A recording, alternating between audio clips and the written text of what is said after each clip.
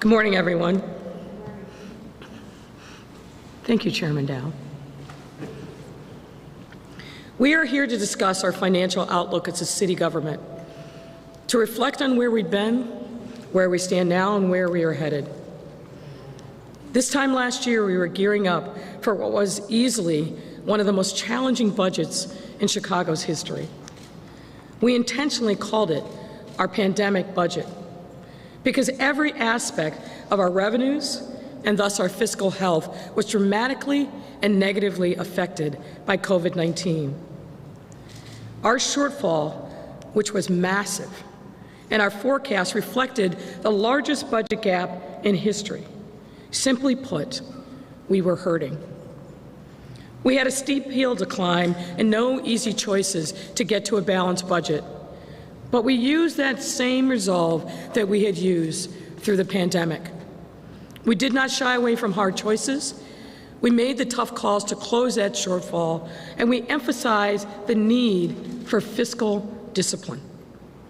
We did not take the politically easy, but ultimately disastrous decisions that many urged.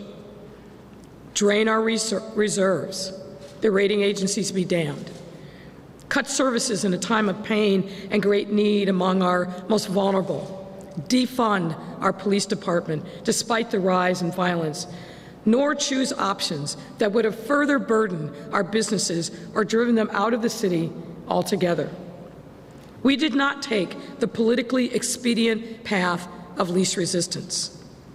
Instead, in order to overcome the significant challenges and obstacles, we took the moment for what it was, an opportunity to make meaningful, transformational change in our communities and the lives of our residents through strategic investments and dynamic programming. Instead of succumbing to the pressure, we did the exact opposite by tackling these issues head-on and getting to work.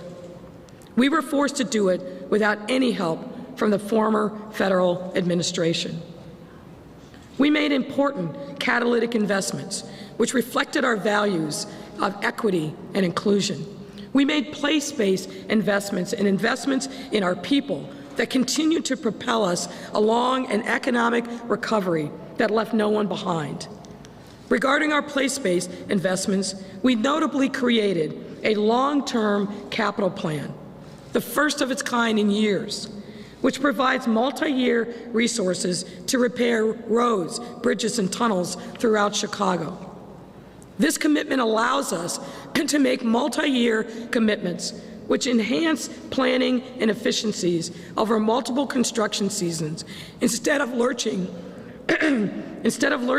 from year to year without a long-term plan. This $3.7 billion plan has already produced hundreds of good-paying jobs, union jobs, and we have brought needed infrastructure improvements to neighborhoods all across the city. And we helped to reduce our heat dome by planting hundreds of new trees in neighborhoods and arterial streets. Seems like a little thing, but we know the dangers of climate change and how important trees are in an urban environment to offset the dangers of arising from too much concrete and asphalt. And communities benefit enormously, not just from the shade, but from the beauty that the trees provide. Even during a pandemic year, we continued to make good on our signature economic development program, Invest Southwest. We continue to leverage public and private partnerships with tangible investments in Bronzeville, Inglewood, Austin, Auburn Gresham, and other neighborhoods. We will invest $750 million to transform, beautify, revitalize neighborhoods with retail, affordable housing, streetscapes, green spaces, and more. We also continued breaking ground and cutting ribbons on projects funded through the Neighborhood Opportunity Fund, which awards grants to projects that will have a catalytic impact on our neighborhoods and lead to the construction or rehabilitation of new and existing public commercial spaces. And understanding that our residents were still hurting because of these challenges exacerbated by the pandemic, we made investments that brought relief to individuals, families, and neighborhoods. We supported our youth through programmatic investments like our first-of-its-kind Chicago Youth Services Corps, which offers young people year-round opportunities to serve their communities even during the pandemic. One Summer Chicago, a youth employment program that hired 20,000 young people in 6-week virtual paid work experience last summer, making it the largest summer employment program in the entire country. Chicago Connected, a $50 million program aimed at eliminating the digital divide for CPS students and their families by providing free access to Wi-Fi and broadband. We continue to build on investments in community-based mental health and wellness resources. All told, since I took office, we have tripled our investments in this vital area, and just this year have served over 500% more residents in need. Yes, that's right, over a 500% increase in patients served. Our residents have great needs for affordable housing, which is why we have been relentless in working to address homelessness and provide more affordable housing for vulnerable residents. For example, in September 2020, we used $35 million in CARES Act funding and a $1.3 million investment from Chicago funders together to end homelessness to rapidly house residents experiencing homelessness. Over 1,000 housing insecure individuals have been housed since the pandemic began. And recently, in May of this year, I unveiled a plan to boost the number of affordable homes across Chicago, which is designed to give developers incentives to build in parts of the city where there is little affordable housing or where longtime residents are vulnerable to displacement. We did not let the pandemic derail us, even though it could have easily done so. We continued to deliver for our residents. And we did all of this while continuing to fight the pandemic itself. Regarding our COVID-19 mitigation efforts, we leaned into important partnerships with community stakeholders built through the Racial Equity Rapid Response Team to make our vaccine distribution efforts the most equitable and inclusive in the nation, bar none. We prioritize our healthcare workers, our elderly, and those in neighborhoods most devastated by this deadly virus. And let's be clear, the virus is not gone, and our work is not complete. But I am extraordinarily proud of our residents who stayed home to save lives and then masked up and vaxxed up. My fellow Chicagoans, when the going got tough, we dug in our heels and fought tooth and nail to not only get over immense challenges we were facing, but we did not shy away from laying the foundation to vanquish them once and for all. That hard but essential work absolutely must continue. We need to continue putting in place stable, long-term supports that will allow our city and our residents not only to survive, but thrive long after this pandemic is over. One of the harsh lessons from the pandemic is neglect is not cost-free. If you avert your eyes from the hard truths, you will still pay, and frankly, more harshly than if you make the tough choices on the front end. When we are talking about life and death, there is no kicking the can down the road. We learned that. We learned that lesson when decades of neglect showed up in ICU rooms and in the morgue. You know this because you live this, but it bears repeating. We've had far too many dark days and long nights of late.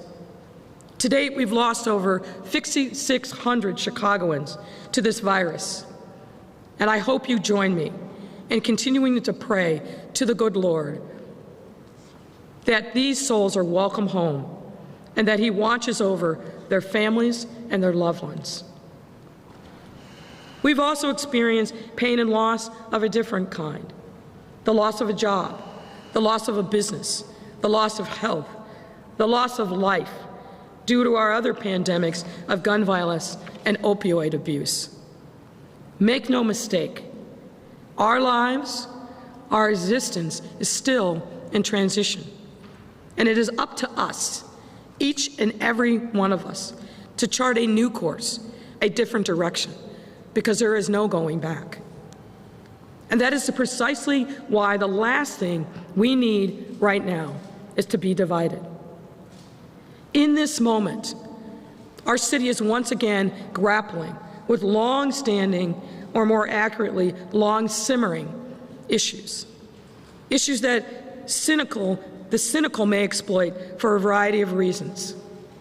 But issues that we dare not continue to let fester, or they will rip us apart. Top of mind, given recent events, are issues around community safety and policing. Sadly, the battle lines have been drawn. Some say that we do not do enough for the police.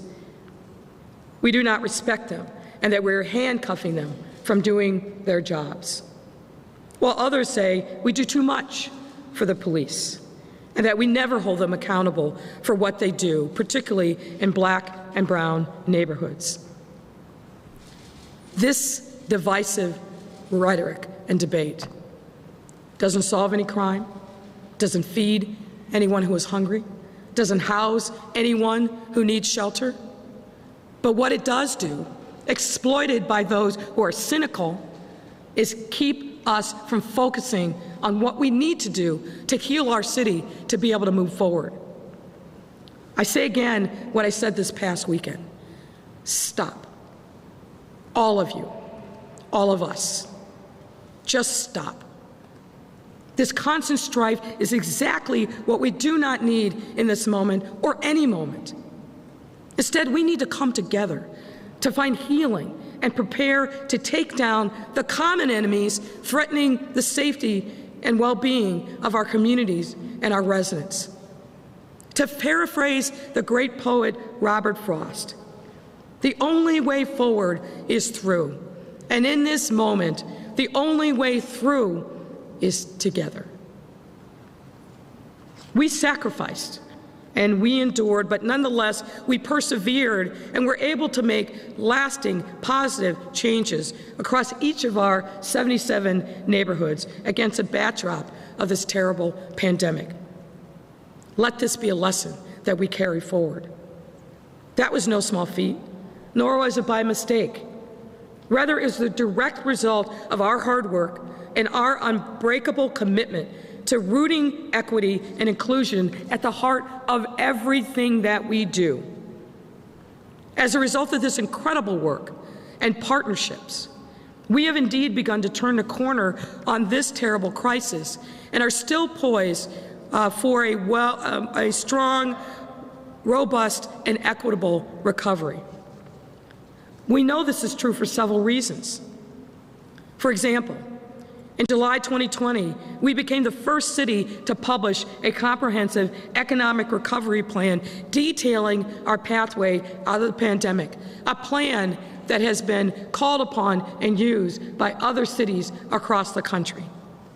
At several points throughout the summer and fall of 2020, our city was the most open big city in the country. And we still have the highest vaccination rate among adults and the most equitable vaccine distribution system in the country. And back of June of this year, when we opened on June 11th, we became the largest fully and safely reopened city in the country. And that's because of the hard work of all of you. It's important as we look to the fiscal future to note a very important point about our economy. We are truly the most diverse economy in the country. That means we are not overly dependent on one sector or another. And while at times it may not have felt like it, it's helped mitigate against the worst shocks of the pandemic-induced economic meltdown. And you don't have to take my word for it. Businesses are validating why a bet on Chicago is the right bet. Despite a global pandemic, 114 businesses and counting have chosen to set up shop or expand their operations here in Chicago just in the past year. That's 47 companies that have opened a brand new location in Chicago and 67 that expanded within city limits. These new businesses, like Kimberly-Clark, that makes so many paper products that we rely upon on a daily basis. These businesses could locate literally anywhere in the world, but they chose Chicago. These companies range from financial services and life sciences to food and agriculture to technology and transportation and logistics and many more. One of these companies, Nature's Find, which develops microbe-based protein for meat and dairy substitutes, is located in the back of the yards neighborhood, meaning the food of the future is being produced in the heart of the old Chicago stockyards. Nature's Find joins 16 other businesses who have heeded our call and opened in Invest Southwest corridors. Folks, that's 114 pro-Chicago decisions, all of whom are betting on Chicago in this year alone. I should also mention that our beleaguered hotel, hospitality, convention business is also rebounding. As of mid-July, our hotels were up about 173 weekly rooms demanded. That's over 56% occupancy. The Chicago Auto Show successfully staged a great show in July, and bookings for large conventions are coming back. In addition, many more hotels are seeing sold-out dates as business travel and special event bookings are on the rise. These improving economic indicators are important markers. But we know that we are still on our journey to economic recovery, and so prudence and fiscal responsibility remain very important. Now, let's talk specifics about the additional obligations for the current 2021 fiscal year, as well as the projected 2022 budget gap. Since the pandemic began here in approximately March 2020, our current estimates are that the city of Chicago has lost $1.7 billion in revenues as a result of COVID and the restrictions. Through a lot of hard work, the city worked that revenue loss impact on our budget down to $950 million without major layoffs and reduction in city services. And I've got to give credit to the ladies who are joining me here on the stage and their teams. Susie Park, our budget director, Reshma, Soni, our financial director, and Jennie Bennett, our chief financial officer. These ladies and their teams have worked their tails off, tirelessly, long hours for the past year plus to make sure that we had our financial footing strong. And I want to thank all three of you for all of your hard work and those of your teams. Through a lot of hard work, you can clap. Recall that former federal administration left cities like Chicago high and dry when it came to addressing our catastrophic revenue losses. In the absence of federal supports, our proposal that we presented to the City Council and was approved was to address the remaining $950 million loss to borrow through scoop and toss and debt restructuring.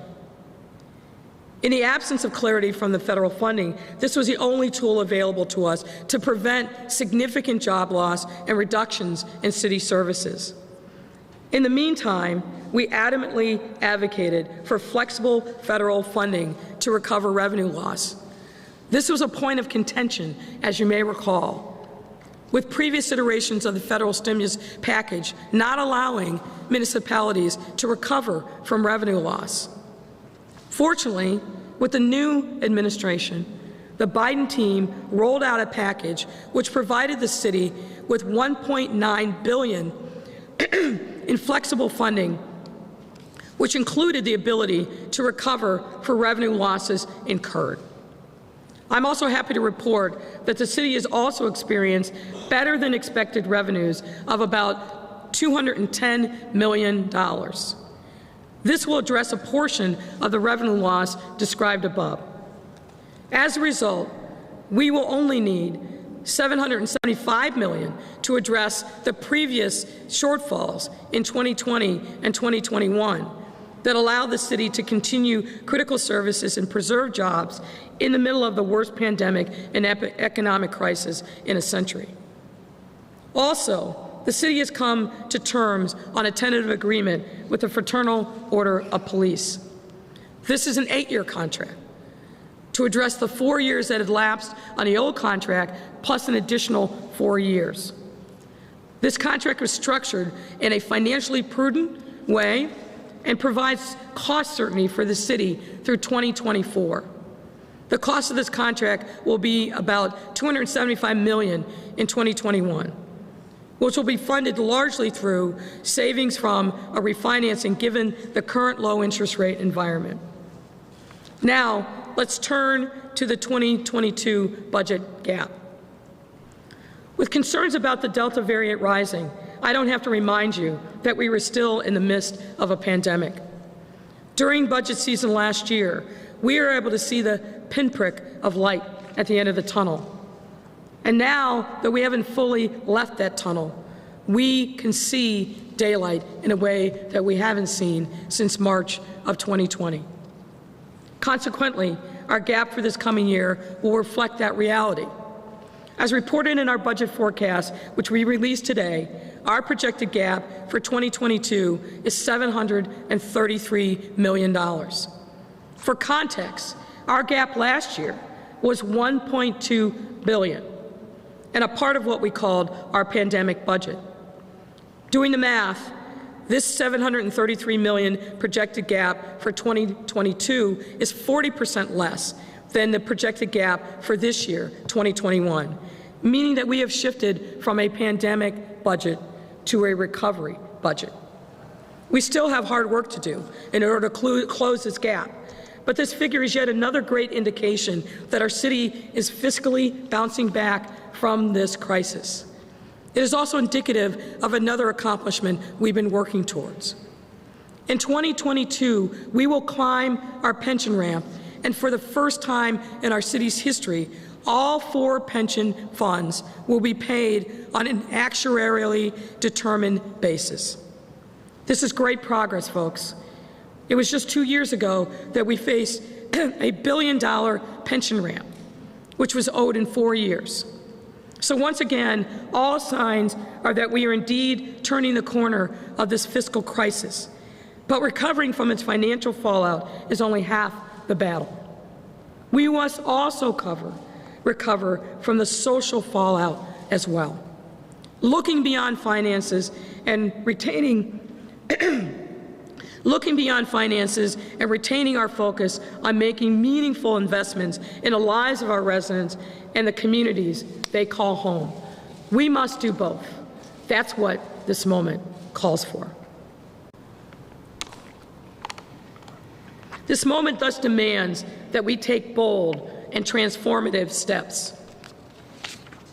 We must be clear-eyed about the whole picture, the fiscal realities and forecasts, as well as the continued daily pain points of our residents. Now, today is not the day that I will make proposals about how we will spend the unprecedented $1.8 billion in American Rescue Plan funds. That plan will come in mid-September when we lay out our proposed budget for 2022. But it's worth noting what I believe are some very important principles that must guide what has already been a very robust discussion about how to spend those precious dollars. Folks, this is a once-in-a-generation amount of money for a once-in-a-generation crisis, meaning we aren't going to see money like this ever again. We have one time to use it and get it right, and I'm determined that we do just that. To spend every penny of these ARP funds without any regard to the long-term fiscal consequences would be utterly irresponsible, ineffective, and leave us with nothing to support ourselves. God forbid another crisis strikes our city. We know that planning only for the short term simply doesn't work. and all too often creates other catastrophes down the line. To give an example, look no further than the 2009 parking meter deal, which I think is safe to say was the worst municipal finance deal of all time. This infamous deal provided the city with an upfront cash payment of $1.16 billion to alleviate the then budget challenges. But that money was spent in 3 years because of a failure to make hard but necessary choices to address structural fiscal challenges and look down the road at the fiscal crisis that were clearly looming on the horizon. That disastrous deal also privatized street parking for the next 75 years, essentially giving the Chicago Parking Meters Company a monopoly over the system and forcing our city to lose out on a huge stream of revenue for decades. It is a decidedly one-sided deal, favoring the vendor and not the city, and as a consequence, over the life of this deal so far, the city has had to pay the vendor over $100 million in true-ups since its effective date. The parking meter incident is just the beginning. Because of the politically expedient but poor choices that were made about how to use the parking meter deal proceeds, the predictable further shortfalls were addressed through a series of scoop and tosses and draining reserve funds. The expression that those who fail to learn the lessons of history are bound to repeat it resonates when we think about that history. We must learn from the lessons of the past, continue to be fiscal fiduciaries of precious tax dollars, and not simply live for the moment without any regard for the future. I am determined that we will learn from the past and make better, smarter decisions that don't plunge us into another fiscal crisis in the out years. The first business at hand is addressing this 2021 shortfall. This year, just like last year, we have identified a number of smart solutions to this year's shortfall and next year's projected gap, and let me provide you with some details.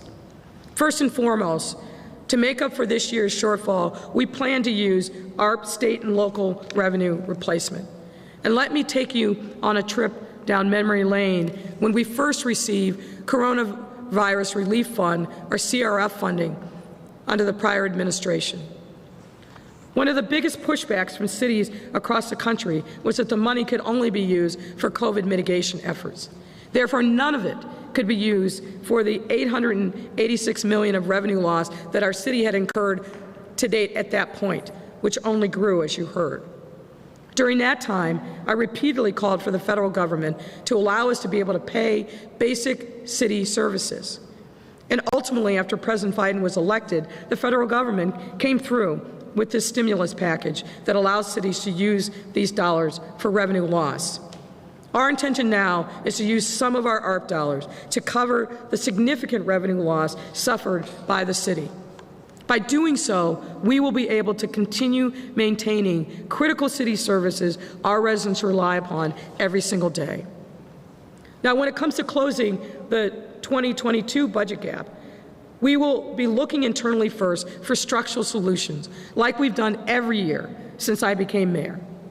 We will be working to identify efficiencies to be even better stewards of our residents' tax dollars, and these efforts will be guided, of course, by our values of equity and inclusion.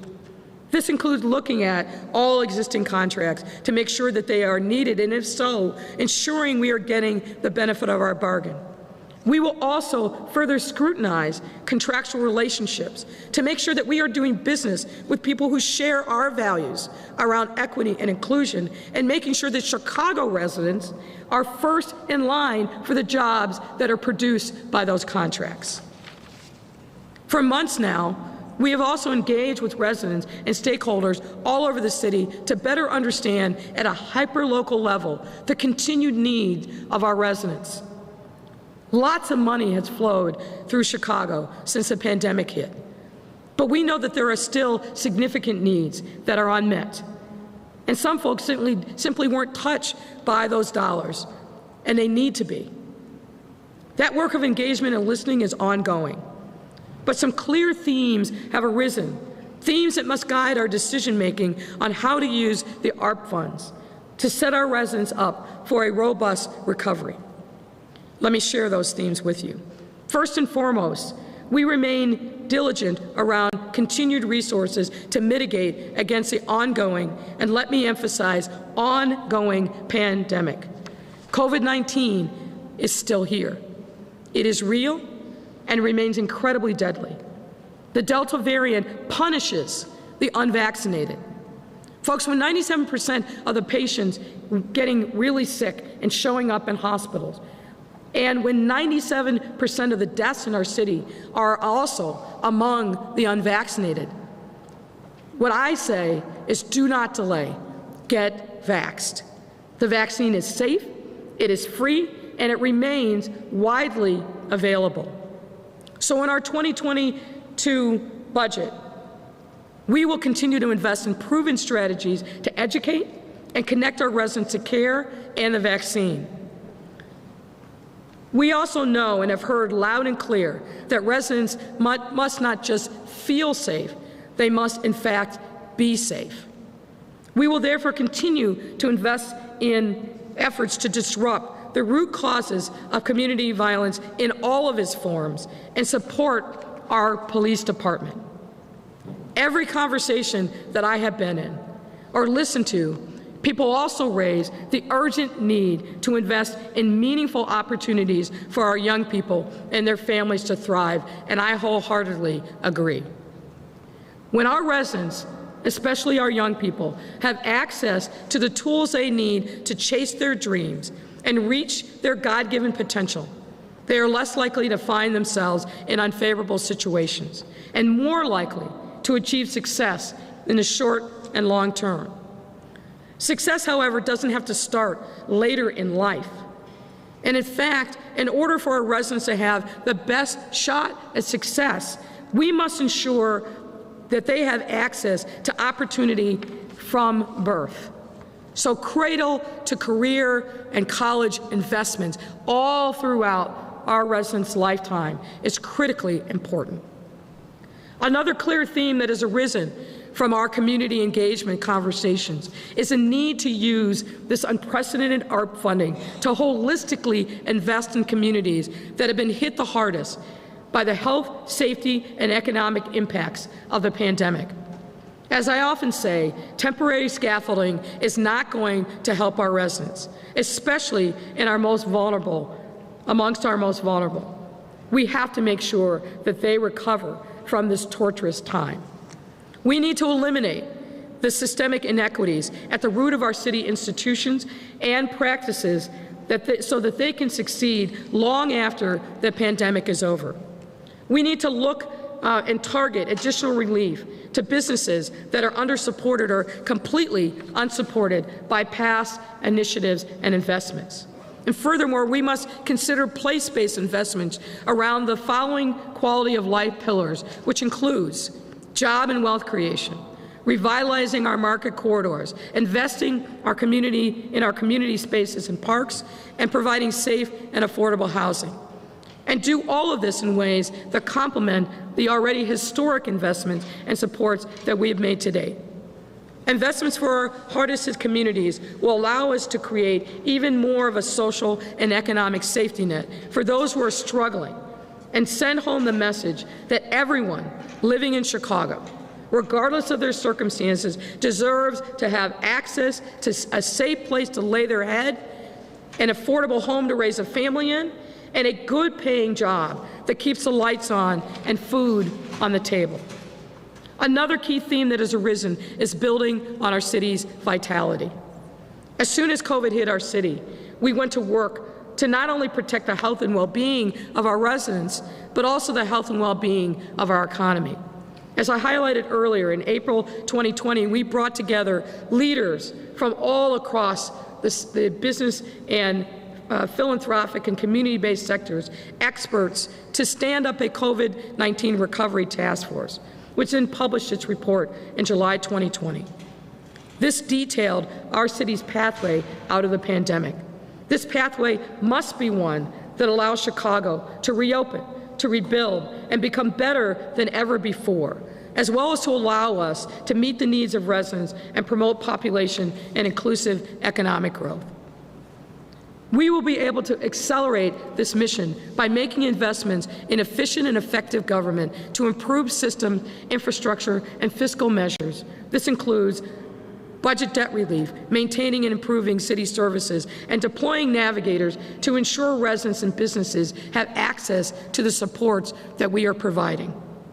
When we have an efficient and effective government, we are able to better provide city services and better navigate deficit challenges, thus ensuring that our city is able to run smoothly, efficiently, and to prosper, all on behalf of our residents. These are the broad areas of investment residents and other stakeholders have been telling us that they would like to see. A lot of very solid ideas and innovations is coming from tables and discussions led by residents who have come to the table to offer their ideas. We have and will continue to listen. I also want to talk about how we will address some immediate needs now and not wait for the passage of the 2022 budget. Today I'm announcing a set of additional investments we will make in what we've been calling our COVID-19 bridge funding, because it will build a bridge to the investments we plan on making with the ARP dollars. This is a nearly $40 million set of investments. It's residual from our CRF funds, which again were initially restricted on use to COVID-related expenditures only. However, because we have already used other funds for those needs, we were prudent with the CRF funds we did use, and we now have additional federal dollars that need to be expended or obligated by the end of this year. We intend to use this leftover funding for the following additional expenditures: $5 million more for youth services, $9 million more for small business assistance, $9 million more for student re-engagement grants and navigation to services, and $14 million more for child care assistance. This additional funding, as well as the investments we make with ARP dollars, will help our residents get back to work and climb above this crisis on the ladder of upward mobility. We've been through a lot over the last 17 months, but time and again we've been able to rise above and make significant headway in overcoming the challenges that have threatened to slow us down or turn us around. That's because of willingness to work together, Mayor with City Council members, but also with our residents and other stakeholders. So just like in previous budgets, community engagement has been and continues to be a significant and meaningful part of our budget process this year. In early summer, we started listening sessions with sector stakeholders to hear from people working in a variety of spaces, from early childhood to the arts, the faith community, and violence prevention, just to name a few. Then we broadened our lens and began a series of public discussions. Those started last Saturday, August 7th, when we held the first of 3 budget engagement forums for residents to weigh in on what they want to see reflected in the budget. And there will be more. 2 more today, 2 more this week. 1 today on August 11th and another tomorrow on August 12th. Through these various forms of engagement, we will be able to create a budget that addresses the wants, the needs, and concerns of our communities, not just now, but going into the future. So I urge everyone tuning in to make sure that their voices are heard at one of these events. In the meantime, we will be gearing up for the 2022 budget to be introduced to City Council next month in September and hopeful passage at the end of October. I want to thank my friend and colleague, Alderwoman Pat Dow, who's the chairman of the Budget Committee, who probably better than any other member of City Council understands the necessity of making sure that our budgeting process reflects the needs of our residents. She has already put in a significant amount of work to listen to her colleagues and solicit input and information, and she will be on the front lines of this work. So we owe you, Pat, a debt of gratitude for your selfless service to our city, the work that you've done through the Budget Committee, and more work to come. So thank you. In the face of all the darkness that we've endured, we've continued to see tremendous courage, strength, and resilience time and time again across our entire city, among our youth, our workers, our business owners, our arts and culture community, and thousands of unsung heroes who literally do the Lord's work every day because of their commitment, the service over self, because they love the city and they love making our residents' needs be met. We've learned so much on this journey with COVID-19, and this budget season gives us yet another opportunity to use what we've learned to create a better Chicago for all. I look forward to standing with my colleagues in the City Council, but more importantly with the residents of the city, shoulder to shoulder, to continue this work. People are hurting, people are fearful, but people are also hopeful and optimistic because they believe in themselves and they believe in the city, and they know through the fire that we've been through, the difficult times over this last year, that if we are united, if we put ourselves together in a position where we are linking arms and moving forward together, there is nothing that we can't do in this great city that we all call home. So thank you very much for listening. God bless you for everything that you're doing every day, and God bless our beloved city of Chicago. Thank you. So, ladies and gentlemen of the press, I'm happy to take your questions at this time. Thank you, Mayor. We're going to start with Craig Delmore, WBBM, and then we'll shift the mic towards that direction to your right. All right. So we're going from right to left in the room. Craig, so go I'm ahead. on the right now. But thank you, Mayor. Can you give us a sense of what the public safety budget is going to look like, since it is a subject of that much interest because of what's been happening? Is the police department going to get more money? And in connection with that, the idea of shifting some of the things that police have to handle to mental health professionals, what is that going to look like in this new budget? Well, you've asked a number of questions. Let me see if I can take them one at a time. First and foremost, the work of diverting certain calls for service to other providers already started.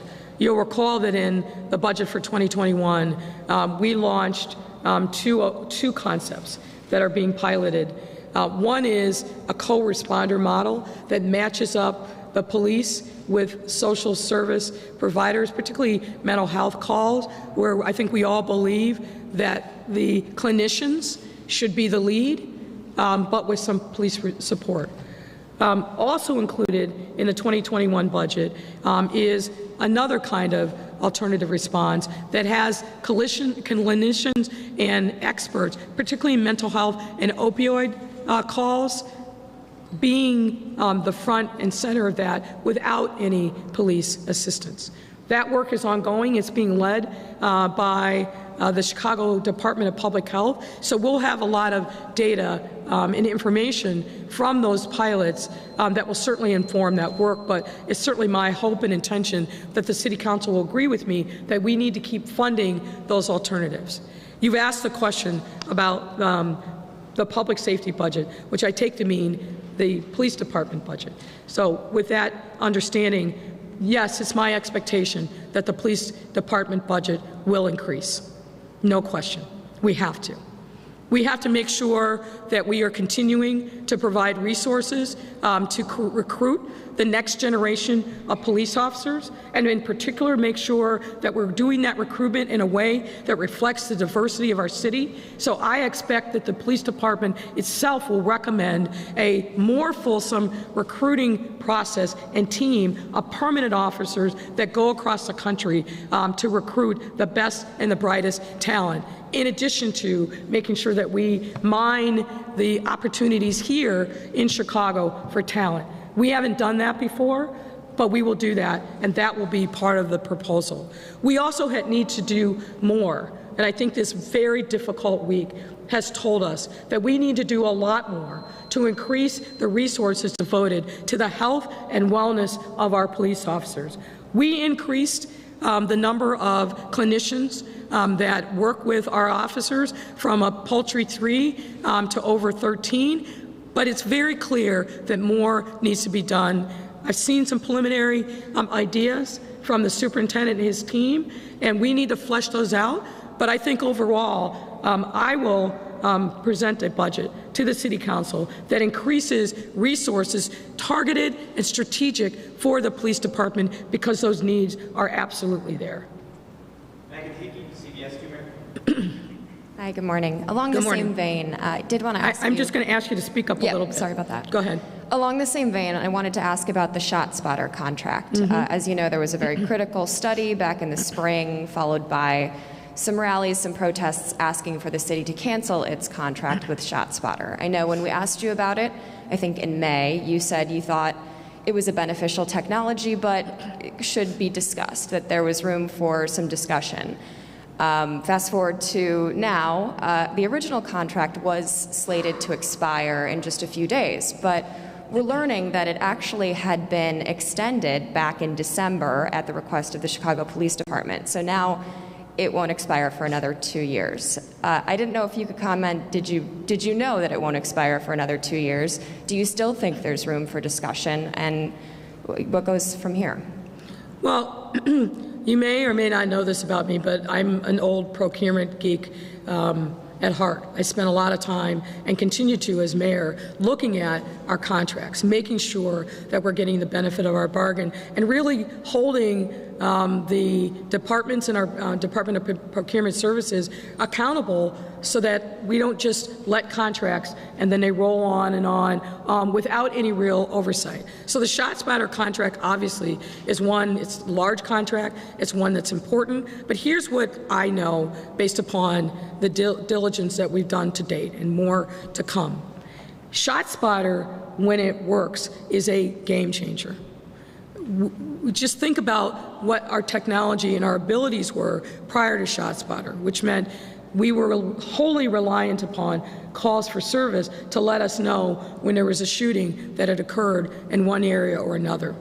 What ShotSpotter allows us to do with the camera technology that we now have across the city is not only to know that a shot has happened, but be able to pinpoint it and direct resources to the exact site of the shots. I will tell you, that has saved lives.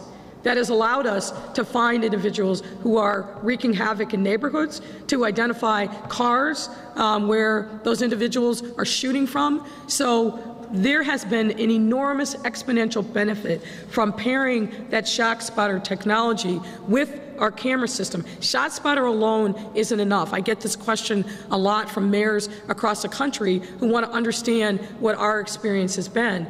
But nonetheless, we still have to hold them accountable. And we need to make sure that the technology is working. That is the charge that I've given to the superintendent and the others who are responsible for that contract. So we're going to hold them accountable. We have to get away from the days where we sign up for a contract and hope for the best, but don't scrutinize whether or not we were actually getting the benefit of our bargain. We have to change that mindset around entirely, whether it's ShotSpotter or whether it's office supplies.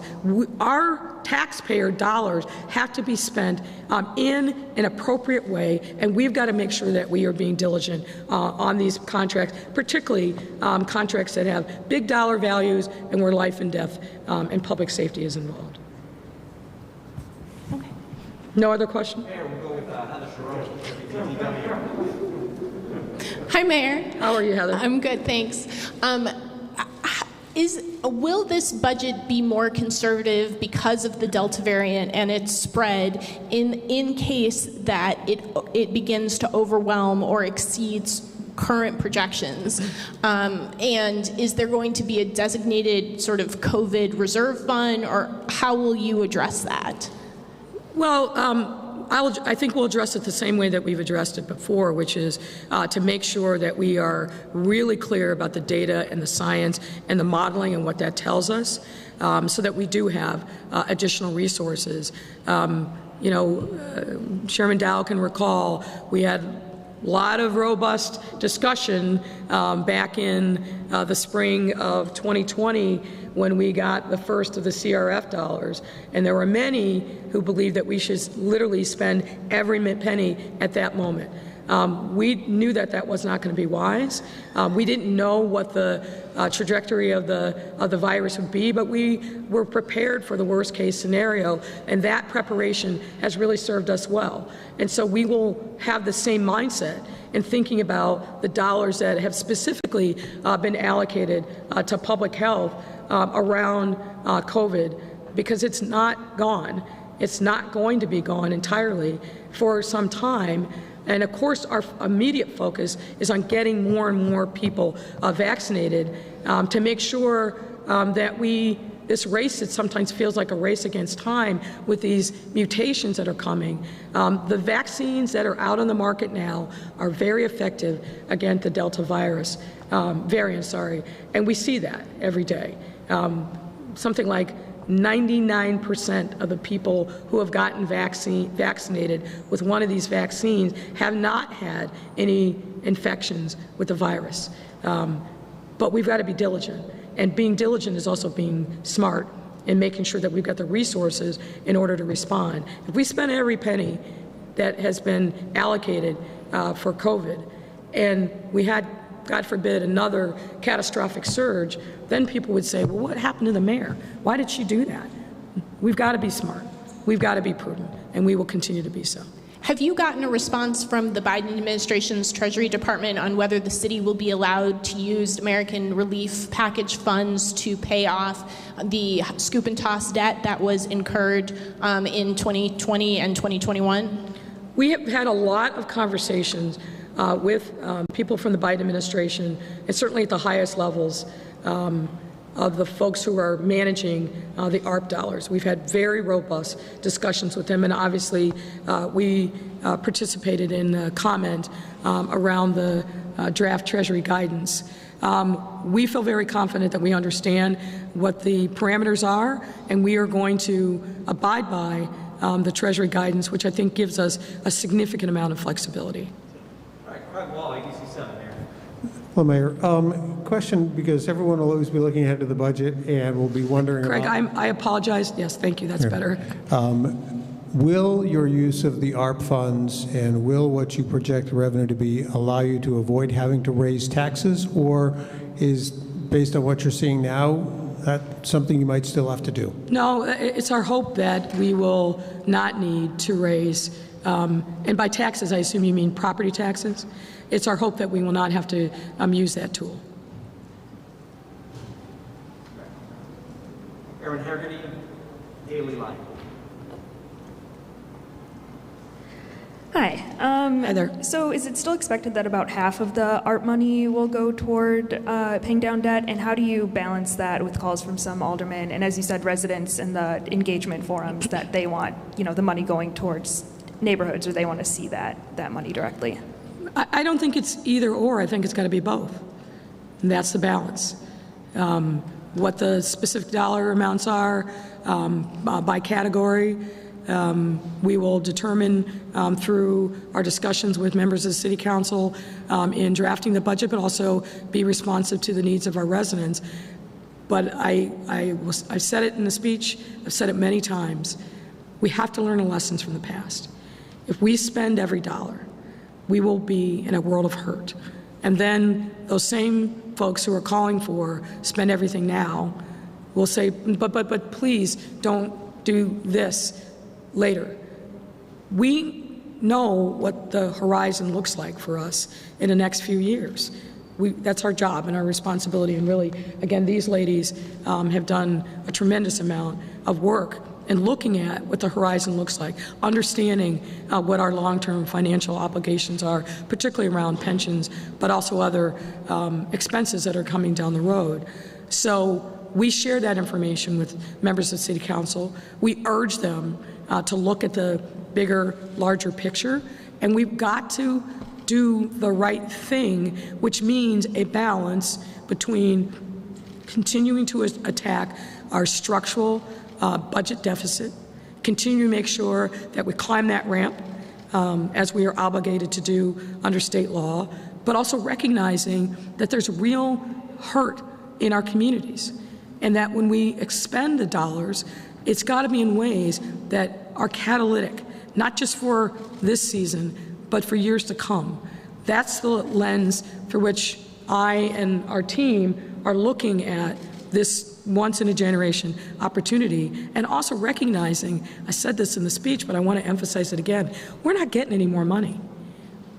You see on a daily basis what's happening in Washington, D.C., how it's so difficult to get agreement on things, even when there's bipartisan consensus in the country. It's still difficult to get Washington to agree. So anyone who thinks that we can just spend and that the cavalry will come rescue us again, I don't think that's realistic. So we've got to deal with the here and now, the reality that we have in front of us, which is an incredible opportunity, to be sure. But we've got to spend this money in a way that recognizes the lessons from the past, places emphasis on being fiscal fiduciaries of our precious tax dollars. That's money coming out of hardworking men and women's pockets in our city, but also addressing those pain points that I talk about that are real and profound across a lot of neighborhoods. AD, quick grades, Mayor, right here. Hi, Mayor. Hey, AD. You mentioned refinancing, including to help fund the new FOP contract. Can you tell us what borrowing and refinancing will look like in this next budget? Are we still talking diet scoop and toss? And can you reiterate the latest guidance from the federal government about using ARP to pay off debt? So I will start, and then I will call up someone who's smarter on these issues than me, and that's our CFO, Jennie Bennett. I believe, based on my conversations with folks at Treasury and elsewhere, that we have a lot of flexibility to address our revenue loss needs. And as I said before, we're going to follow the guidance and the advice that we've been given about how to do that. Certainly, we're looking to other cities. A lot of other major cities like New York and LA, for example, have fiscal years that start July 1. So we have the benefit of looking at those budgets and what they've done and how they've used resources. So that's going to be important.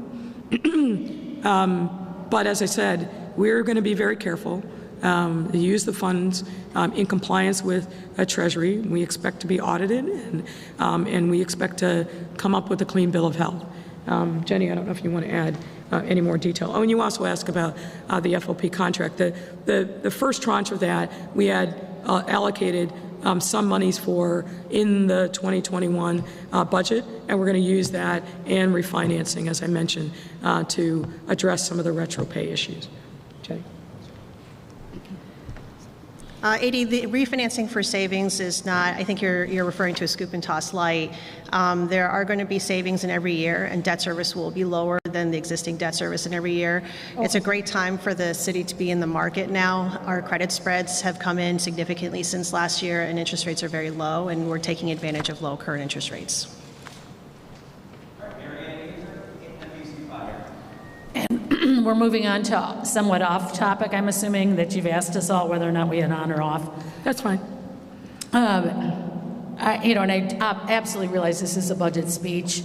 No amount of money for the police department is going to bring back Officer Ella French, but could you address what happened Saturday night and the officers who turned their backs on you? So here's what I'll say about that. By all accounts, Ella French was an incredible person, extraordinarily hardworking, and a great colleague. She exhibited, I think, all the attributes that we really want young people to do, which is dedication, commitment, hard work, service over self, a lot of sacrifice. Her mother said it, that she loved the job. There was a lot of emotion running that night. There were hundreds of officers who were there. I met and talked to many of them. And there was a lot of emotion from a range of the spectrum, from total despair to anger and rage and kind of everything in between. And that's to be expected. This is a really hard loss. A really hard loss for her unit and her team, who are themselves very young and who may be experiencing personal loss for maybe the first time in their lives. So I think that the most important thing is that we honor her service, we support her mom and her brother, and that we pray every day for the other officer who was injured and still hospitalized, and his family. His life will always be marked by that incident. So that's really what I'm focused on. I have one more. Yep. And it is kind of a campaign type question, but I understand you have a fundraiser tonight. You had told the New York Times that you weren't sure what you were going to do. No, that's not what I said. That's just not what I said. So I know look, here's what I'm going to say. There have been people, maybe some in this room, have been writing my obituary from day one and have been piling on, trying to suggest that the world is falling apart politically for me. Here's what I know. I am focused on the job at hand, and I believe in preparation. What I said to the New York Times, if you actually listen to the entirety, because I've had people that called me to say, why are they saying you said you're not going to run? I said, I have no idea, because I didn't say that. If I were saying right now that I was running for re-election, you people in the media would be saying, oh my God, in the middle of all these crises, can you believe how craven and narcissistic the mayor is? All she cares about is herself. That would happen. I see people in here that would absolutely do that. What I said is, this is really hard. It's been really tough. And it's not a gimme. I think the fact that there are so many mayors across the country who are making the decision not to run for re-election really speaks to the moment that we're in. We are facing unprecedented challenges, unprecedented, for which we are doing our best. I am doing my best every single day. I sweat the details. I carry the burden and the load of the loss and the tragedy with me in ways that I never thought I could be possible.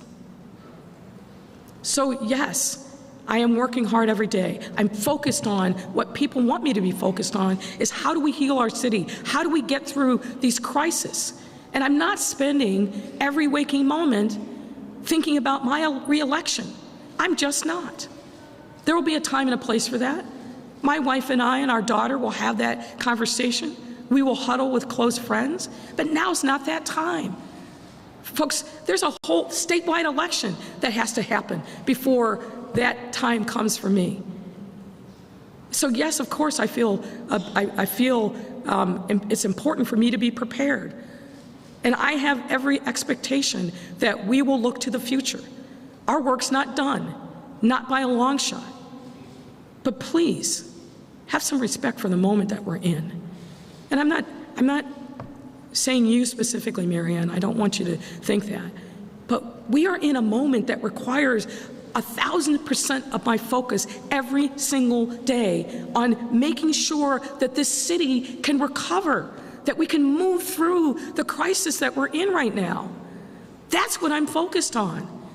The politics absolutely will take care of itself.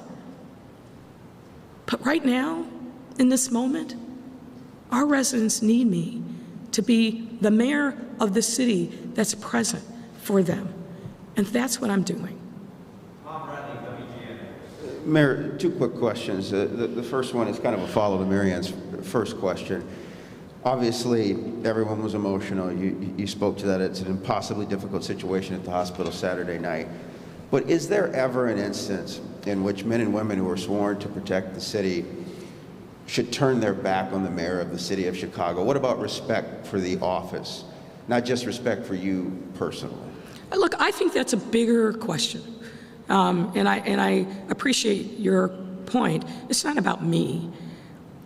We are living in a time where people don't respect each other. Someone said this to me the other day. Their fear that we've lost our empathy for one another, that we've lost not just the people that are the shooters that seem to have absolutely no regard for the sanctity of life, that is really hard to fathom. You know, I thought a lot about what were the circumstances that led that young man to pull out a gun and shoot to kill uniformed officers, for the Lord's sake. It's hard to wrap your mind around those kind of individual decisions, but we're seeing it every day. But larger than that is this moment where people feel like it is their right to spew hatred at everyone that they don't agree with, or make fun and mock, usually anonymously and cowardly, from social media. Not confronting somebody directly and talking to them, but using the power of the pen and the keyboard to just spew unbelievable hate. So this is a larger question than what may have happened with 10 or 15 officers on Saturday night. It's why do we think it is okay for people to engage in such nasty, vicious talk, orally or worse, on social media, and then have it repeated by media as if it is fact and true. I've said this before, I think the media plays a very important role in our democracy. But you lose me when it's a race to the bottom, and it's all about the fight, and it's all about the conflict. I gotta tell you, some of the reporting I've seen this week is just sickening. We all need to ask ourselves what we can do better to show our people everywhere that we have the capacity to be human beings again. There's a woman who died earlier this summer, and I had the privilege of speaking at her funeral. I talked to several of her friends to get some better insights on her. One who'd done tremendous things to contribute to her community, the Chinatown community notably. She's on her deathbed. She knows her days, and maybe her moments are numbered. But still, she had one wish and aspiration for us, which is that as Chicagoans, we learn to love each other and fall back in love with each other more deeply and stronger than ever. She gave us a gift, and a gift that we dare not squander. So the larger issue is people have to be better humans, better human beings. And it doesn't matter if they're police, it doesn't matter if they're an elected official or a reporter. We need to be better humans to each other. Officers are upset that the first Deputy Superintendent, Eric Carter, they say did not wait for the bagpipers Saturday night before taking Officer French's body to the medical examiner's office. Did you know that that happened, and what do you think about that ritual being skipped? So, thanks for listening, Taman. But I'll answer your question anyway. The reporting on that is just not true. It's just not true. With COVID protocols, the coroner has made a lot of new restrictions on what can and cannot happen at the morgue, is my understanding. I didn't know anything about this, obviously, on Saturday night. I was focused on supporting Ms. French and making sure, frankly, that the officers that were coming were getting the kind of treatment, because there was a lot of emotion that night, and we needed to make sure that the EAP resources were focused on the people that were obviously really struggling. That's where my focus was that night. But I heard about this thing. It's not true.